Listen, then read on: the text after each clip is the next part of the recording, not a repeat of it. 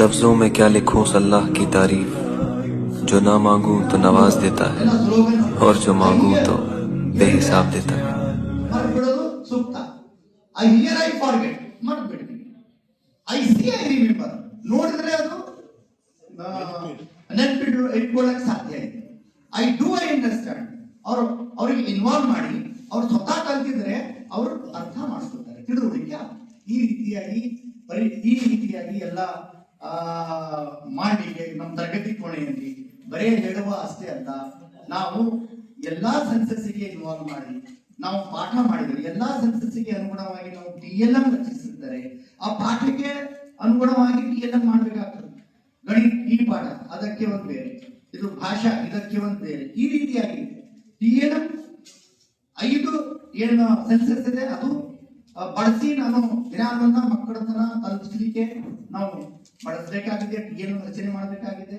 ಮತ್ತೆ ಪದ್ಧತಿಗಳು ವಿಧಾನ, ಅದರಲ್ಲಿ experiences and experiential learning, project learning ಇರಬೇಕು. ಈ ರೀತಿಯಾಗಿ ಮಾಡಿದ್ರೆ ತಾವು ಎಲ್ಲರೂ ಈ ರೀತಿಯಾಗಿ ಮಾಡಿ ಬಂದ್ರಿ. ಕೇಳುವ ಪದ್ಧತಿಗೆ ಬಿಟ್ಟು ಟ್ರಾಡಿಷನಲ್ ಲರ್ನಿಂಗ್ ಬಿಟ್ಟು ಎಲ್ಲಾ ಸೆನ್ಸಸ್ಗೆ ಇನ್ವಾಲ್ವ್ ಮಾಡಿ ನಾನು ಕಲಿಕಾ ಮಟ್ಟ ಗುಣಮಟ್ಟ ಪ್ರಸಾರ ಮಾಡಬೇಕು ಅಂತಕ್ಕಂಥ ಉದ್ದೇಶದಿಂದಲೇ ಈ ಕಾರ್ಯಕ್ರಮವನ್ನು ಮಾಡ್ತಾ ಇದೀವಿ. ಇದಾದ್ಮೇಲೆ ನಾವು ಒಂದು ಬುಕ್ ಅನ್ನ ಹೊರಗೆ ತರಬೇಕು ಅಂತಕ್ಕಂಥದ್ದು ಸಹ ಯೋಚನೆ ಮಾಡಿದ್ದೀವಿ. ಈ ಮ್ಯಾಗಜಿನ್ ಒಂದು, ಅದರ ಜೊತೆಗೆ ಈ ಕಾರ್ಯಕ್ರಮಕ್ಕೆ ಸಂಬಂಧಿಸಿದಂತೆ ಮುದ್ರಿತವಾಗಿರ್ತಕ್ಕಂಥ ಒಂದು ಪುಸ್ತಕವನ್ನು ಸಹ ನಾವು ಬಿಡುಗಡೆ ಮಾಡ್ತಾ ಇದ್ದೀವಿ.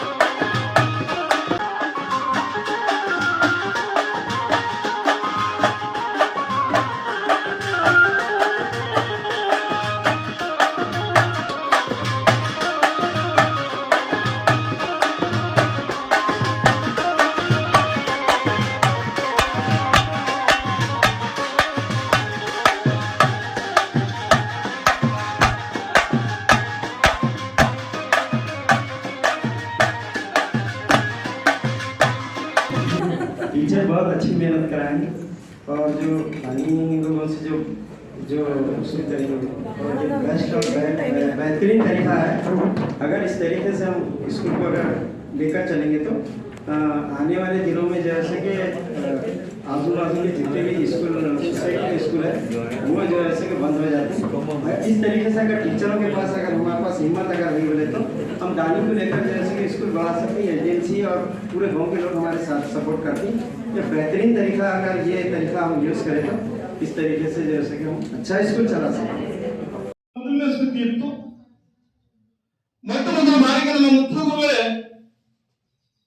ಶಾಲೆ ಬಣ್ಣ ಸ್ವಂತ ಕೈಯಿಂದ ಚಾಲು ಮಾಡಿದ್ರು. Already sir has presented his report. Yeah, we are the teachers of teaching English in our school.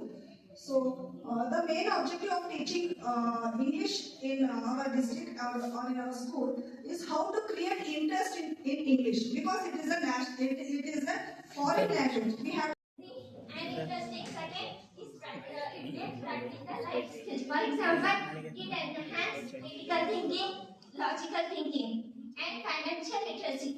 Second, it improves understanding and memory. As this method has all capabilities which a best approach may have. That is, it is more concrete compared to other approaches. Since it is based on the concept that students are learning by ಅದನ್ನ ಒದಗಿಸಿಕೊಡ್ತಕ್ಕಂಥದ್ದು ಮುಖ್ಯ ಗುರುಗಳ ಜವಾಬ್ದಾರಿಯಾಗಿರುತ್ತೆ. ನಾವು ಒಳ್ಳೆ ಫೆಸಿಲಿಟಿಯನ್ನು ಕೊಟ್ಟಾಗ ಮಾತ್ರ ನಾವು ಅವರಿಂದ work ತೆಕ್ಕೊಳ್ಳಿಕ್ಕೆ ಸಾಧ್ಯ ಆಗುತ್ತೆ. ಇನ್ನು ಸೌಲಭ್ಯಗಳನ್ನ ಕೊಡದೆ ಆ ಕೆಲಸ ಮಾಡಿ ಈ ಕೆಲಸ ಮಾಡಿ ಅಂದ್ರೆ ಒತ್ತಡಗಳ ನಡುವೆ ಎರಡೂ ಕೂಡ ಆಗೋದಿಲ್ಲ ಅಂತ ಒಂದು ನನ್ನ ಭಾವನೆಯಾಗಿದೆ. ಉತ್ತಮ ಪರಿಸರದಿಂದ ಇವತ್ತು ನಾವು ಅಂತ ಕೋಚಿಂಗ್ ದೂರ ಇಟ್ಟು ಮಕ್ಕಳಿಗೆ ಆ ಕಲಿಕೆ ಕೊಡುವ ಸಾಮರ್ಥ್ಯವನ್ನು ಕೂಡ ಹೊಂದಿರುವಂತಿಲ್ಲ. ಅದಕ್ಕಾಗಿ ಆದ್ಮೇಲೆ ನಾವು ನಮ್ಮ ಮಗುವನ್ನ ಇಂದಿನ ಸ್ಪರ್ಧಾತ್ಮಕ ಯುಗಕ್ಕೆ ಕಾಂಪಿಟೇಟಿವ್ ಮಾಡೋ ಸಲುವಾಗಿ ನಾವು ನಮ್ಮಲ್ಲಿ ದಾಖಲಾತಿ ತಂತಾನೆ ಹೆಚ್ಚಾಗುತ್ತದೆ, ಆಮೇಲೆ ನಮ್ಮ ಸಮಾಜದಲ್ಲಿ ಗೌರವ ಹೆಚ್ಚಾಗುತ್ತದೆ, ಆಮೇಲೆ ನಮ್ದು ಆತ್ಮಶಾಂತಿ ವ್ಯಕ್ತಿ ಗೌರವ ಹೆಚ್ಚಾಗ್ತದೆ ಅಂತ ನಮ್ದು ವೈಯಕ್ತಿಕ ಅಭಿಪ್ರಾಯ. ಇನ್ನೊಂದು ಯಾರು ಮಾಡ್ತೀನಿ ನಾನು, ಈ ಶೈಕ್ಷಣಿಕ ಅಭಿವೃದ್ಧಿಯ ಜೊತೆಗೆ ನಾನು ಭೌತಿಕವಾಗಿ ಕೂಡ ನನ್ನ ಶಾಲೆಯಲ್ಲಿ What do you understand by this one? Okay, this poem is full of sorrow because he will give only one word that my sweet. ಇಲ್ಲಿ ನೋಡಿ, ಮಕ್ಕಳ ನಮ್ಮ ತರಗತಿಯಲ್ಲಿ ಆಗಿರ್ಬೇಕು ಅಂತಂದ್ರೆ ಆತ್ಮವಿಶ್ವಾಸದಿಂದ ಮತ್ತೆ ನಿರ್ಭೀತರಾಗಿ ಅವ್ರ ಪ್ರಶ್ನೆಗಳನ್ನ ಕೇಳಿ ಗಣಿತದ ಚಟುವಟಿಕೆಯಲ್ಲಿ ಭಾಗವಹಿಸಬೇಕ್ರಿ.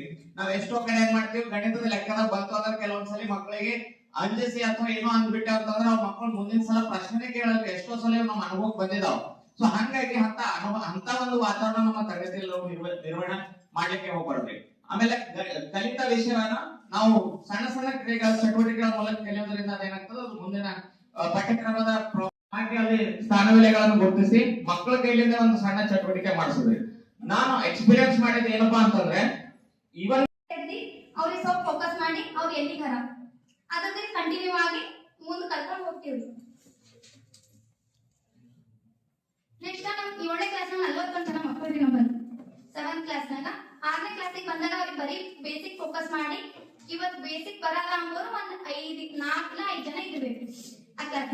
ಪ್ರತಿಯೊಬ್ರು ಉಳ್ಸೋ ಕಳೆ ಗುಣಾಕಾರ ಭಾಗಾಕಾರ ಭಿನ್ನರಾಶಿ ದಶಮಾಂಶ ಗೋಳಮಾಸ ಲೆಕ್ಕ ಚಿಹ್ನೆಗಳು ಎಲ್ಲ ಹೇಳ್ತಾರೆ. Plus ಏನಾಯ್ತಲ್ಲ plus